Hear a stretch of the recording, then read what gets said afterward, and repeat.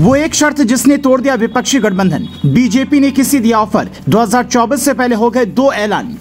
महाराष्ट्र में उद्धव के साथ हो गया खेल। दिल्ली में भी खींचतान। टूटने वाला है केजरीवाल कांग्रेस का साथ। वो एक मुलाकात जो तय करने वाली है 2024 की तस्वीर। अब गठबंधन टूट जाएगा, बीजेपी को होगा फायदा।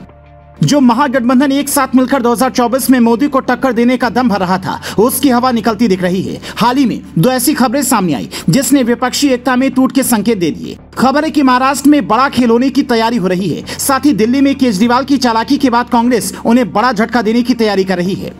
लेकिन इसी के साथ बात उस शर्त की हो रही है जिसके चलते विपक्षी खेमे में खलबली मची हुई है। आखिर वो शर्त क्या थी, किसने रखी थी और उस शर्त से महागठबंधन में खलबली कैसे मच गई, तमाम जानकारी आपको देंगे। लेकिन बात पहले केजरीवाल की। दरअसल कांग्रेस की तरफ से एक ऐलान हुआ कि आने वाले लोकसभा चुनाव में पार्टी दिल्ली की सभी सीटों पर अकेले चुनाव लड़ेगी। जैसे ही ये ऐलान हुआ, राजनीतिक गलियारों में ये चर्चा होने लगी कि दिल्ली में गठबंधन का क्या होगा। तो समझिए, दरअसल कांग्रेस और आपके बीच में इस विवाद की 2 वजह हैं। नंबर 1, दरअसल दिल्ली में केजरीवाल सरकार के खिलाफ जो बिल पास हुआ, खबर है कि उसके बाद केजरीवाल और कांग्रेस के बीच सीटों के बंटवारे को लेकर स्थिति बिगड़ रही है। दिल्ली में प्रमुख विपक्षी पार्टी के तौर पर बीजेपी के सामने कांग्रेस और आप है। ऐसे में 7 सीटों में किसको कितनी सीटों पर चुनाव लड़ना है, इसे लेकर दोनों पार्टी एक मत नहीं हो पा रही है। नंबर 2, दिल्ली के अलावा कांग्रेस और आप की लड़ाई पंजाब में भी है। पंजाब में आप सरकार में है तो कांग्रेस की स्थिति भी पंजाब में बेहतर है। ऐसे में खबर है कि केजरीवाल पंजाब में ज्यादा सीटों पर चुनाव लड़ना चाहते हैं, लेकिन कांग्रेस को केजरीवाल की यह शर्त मंजूर नहीं।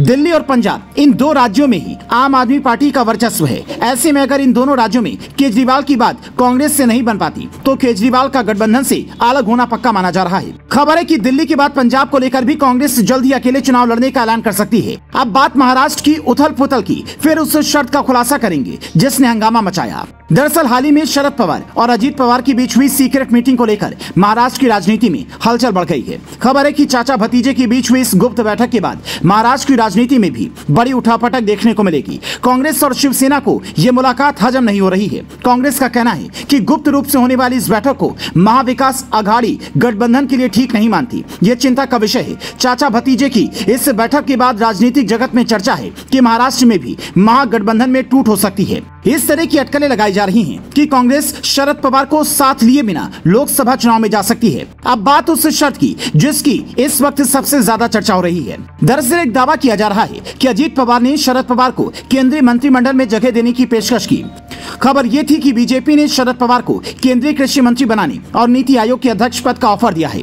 रिपोर्ट में यह भी कहा गया था कि सुप्रिया सुले और जयंत पाटिल को भी मंत्री बनाने का ऑफर दिया गया है, लेकिन किसी बात के चलते सहमति नहीं बन पाई और बात लटक गई। हालांकि इस पूरे मुद्दे पर सुप्रिया सुले का कहना है कि उन्हें कोई ऑफर नहीं दिया गया था। तो आपका इस खबर पर क्या कहना है? क्या आपको लगता है 2024 से पहले विपक्ष टूट जाएगा? साथ ही चाचा भतीजे की सीक्रेट बैठक को आप किस तरह से देखते हैं? अपनी राय हमें कमेंट में जरूर बताएं।